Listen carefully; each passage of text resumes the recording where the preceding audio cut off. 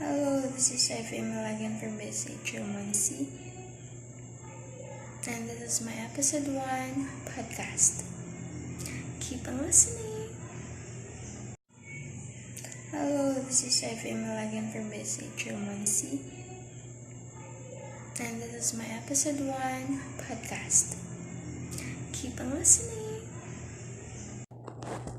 I have to share this to you guys that since then I've never been so in love or obsessed with things that I've seen, whether in social media or in malls or wherever I go or others, but sometimes I really want to buy some things, like for example that bag caught my attention. I really wanted it because it's really nice and I like the bag. I really love the bag. So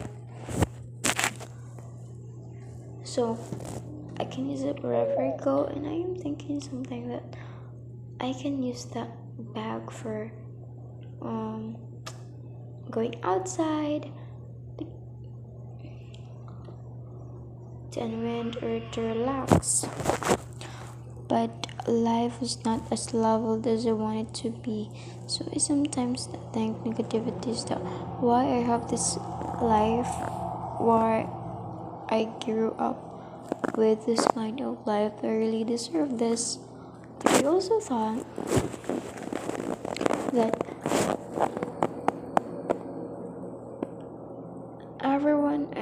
some of people are very lucky. They can buy whatever they want. They can afford what they want. And they are so financially stable. I also asked myself, why am I opposite to them? But that doesn't make me realize how ungrateful I am. As I grow old, I slowly realize that maybe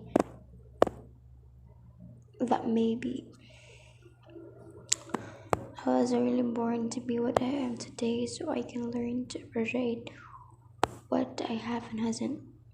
I am just so grateful that every small thing really matters to me, and what my mom can only afford is a luxury for me. Materials is nice, but I should learn to appreciate our struggles to make money so we can buy our needs.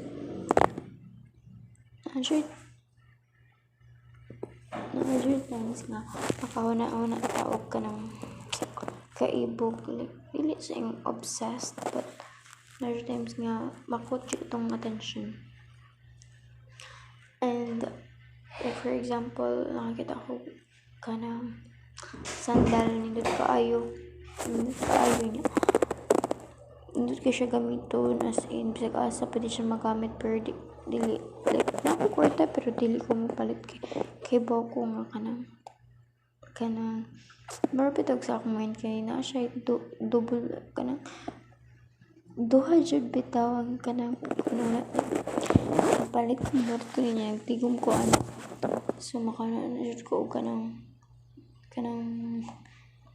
nata-help bitaw, pero at the same time more sa siya nga katabang. And I'm just gonna say that I'm not a materialistic or has an obsession with materials, but sometimes dili siya na ma-deny nga makapalit yun sa butang nga once lang nato, but we're not thinking for our needs. But pinaka-important jud na there is kana kung unsay needs, not just your wants. That's why ning kamat ko makamanjud ko so that puhon makapalit ko sa akong mga gusto, not just akong gusto but also my needs. Maka-afford na ko sa akong mga kailangang pamaliton puhon naning kamat ko. That's why I'm working hard so that puhon should makapalit na ko sa akong mga gusto. And materialistic person has a really negative impact, especially kanang sobrang nakaka-obsess. And that's why dili jud siya dapat i-normalize or dapat kanang kung unsay trend magpalit ka ng unsay trend karon dapat kanang makapalit sa ka mapacheck ana kay per se mo sa uban nga kung unsay uso mo sa dimuha naka-afford nakabay ka.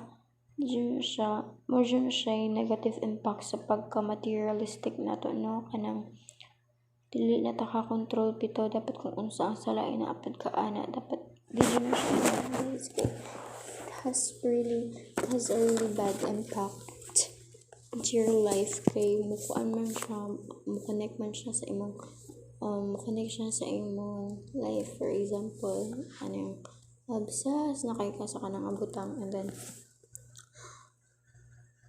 for example magka-family ka and then you're still has an obsession with materials. So example na kay anak ay nakaibabatol and syempre need yun na siya og kanang like gatas, and then you have something na yan pang paliton, and then dili mo mapalit because of addicting of materials. And agid siya positive impact na po siya negative impact. Ang positive impact niya is kanang because if you are just a hardworking person, imo siyang gihaguan para lang makapalit ka ana. But the negative impact there is that kanang nasubrahan na ka, wala na kay control, dapat na kay limitations when it comes to kanang buying something. Or yung siya pinaka-importante, dapat na kay limitation para ma-manage bitaw nimo imong mga ginapamalit, because obsession has really a bad impact should it comes to buying something. Makakala siya kwarta ang imong kahago mo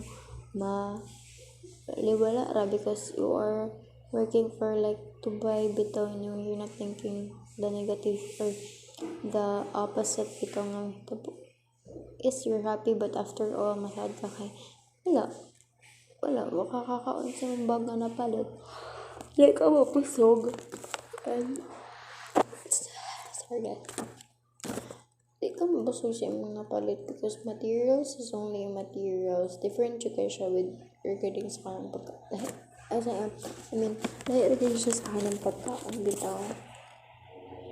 That's why we should control ourselves when we are buying something, that we should think twice if it's really an important thing or not. And that would be all. Thank you.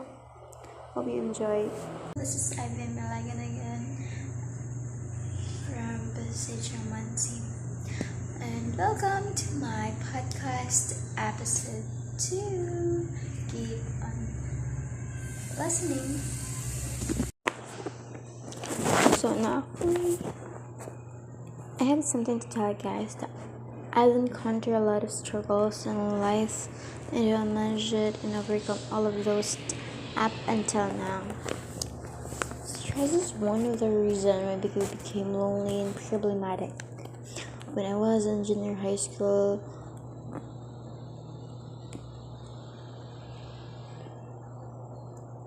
my grade was very low, and I couldn't deny how confusing it is since I'm now present with this class, and since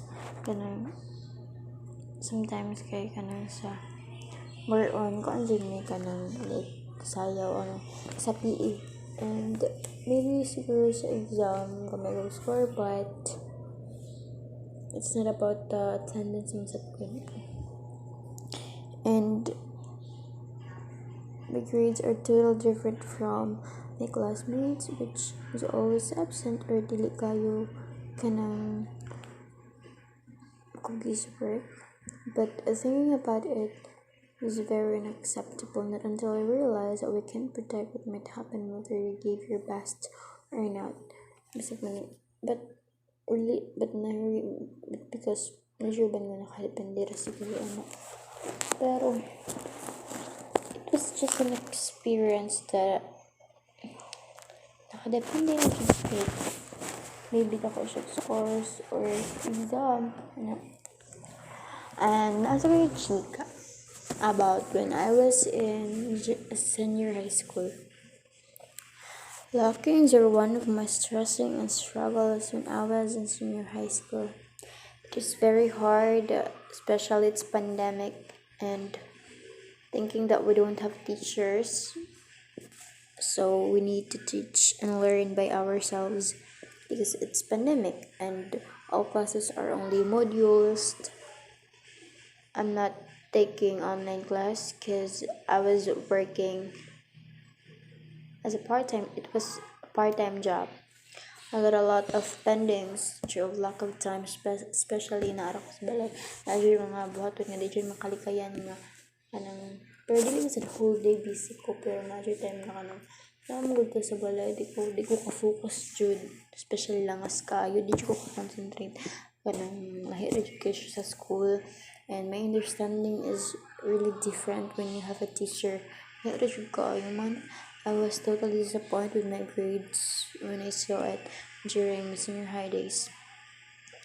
But what's important the most is I don't give up with the life what has given to me.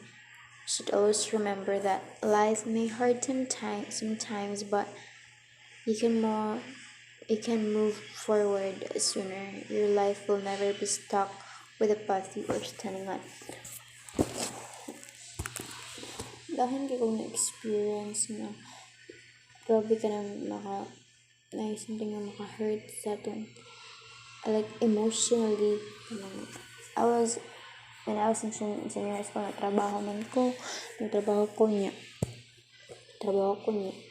kanang makasab ang gusto kong amo na pero dili man kasaba nga kanang grabe jud, pero kanang I am a soft-hearted person man jud dala kay masakitan, and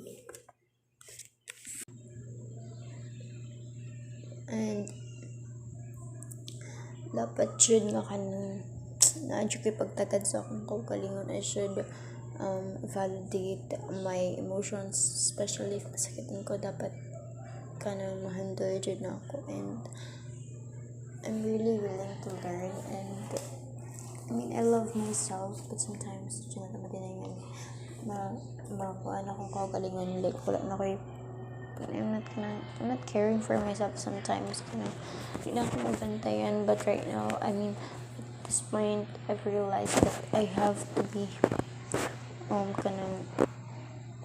careful for myself, especially emotionally. But I can handle my emotions so that dili ko abot sa point nga sobrang ka problematic or like depression or anxiety. More importantly jud no ang kanang asa na ta pag-control atong kaugalingon so that kanang di ta mabot sa point nga grabe na jud ang atong kasakit or like stress nga atong gialsa-alsa. Should learn how to handle everything para at least andam ka. And that would be all. Thank you.